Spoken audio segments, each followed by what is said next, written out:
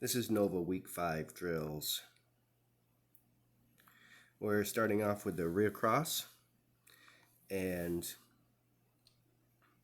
so first off, when she takes this jump, I don't know if she's looking at the camera person, but she takes the jump and she's still looking towards me, towards the camera, until right about now.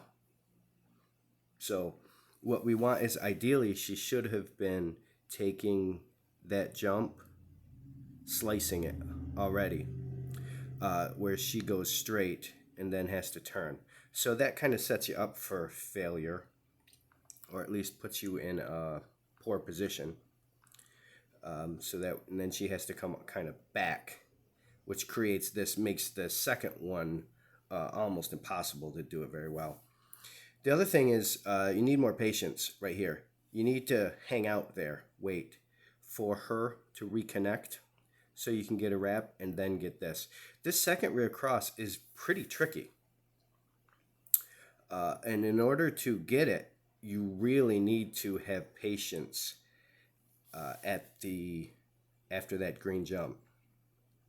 2 rear crosses in a row a lot of times can be tricky. And the reason is because after the first rear cross, let's say in this case, then we end up ahead of her because she has to do all this extra and we are just doing this line. So it's very easy for us to get in front of the dog normally. So normally we wouldn't do 2 rear crosses in a row unless we're way behind the dog, or, I mean, there's other times. If we had a really fast dog, or for some reason we really wanted to just hang out on this side of the jumps, but we really weren't sure we could get into a front or blind cross. But we need to have a lot of patience. So there's always 3 steps to any good rear cross.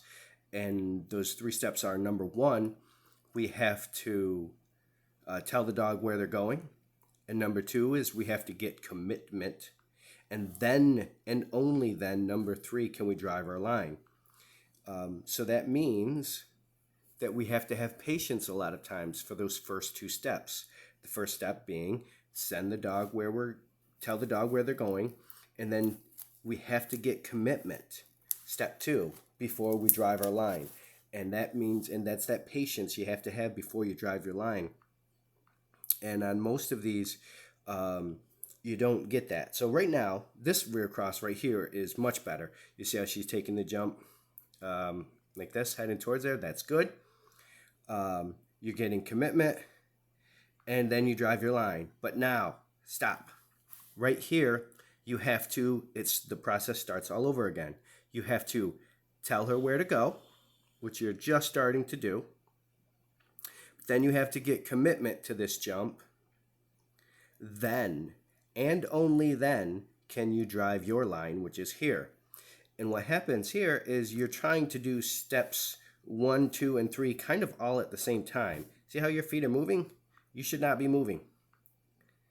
And now you're all the way up here, and you have just about run out of road to run, and she's kind of not really even committed. She kind of is there, but you're at the end of your path.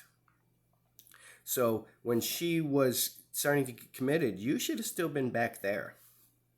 So you need a lot more patience. And that's why you're getting the spinning and the drop bars. That's why.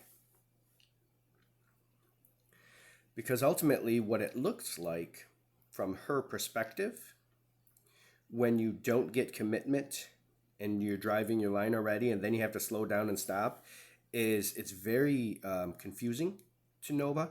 And if anything, it looks like you're going to wrap, but then you don't. It's kind of just awkward. So, all right, so that first one, again, better, but now stop. You need to stop until you get her commitment. Then you can drive your line.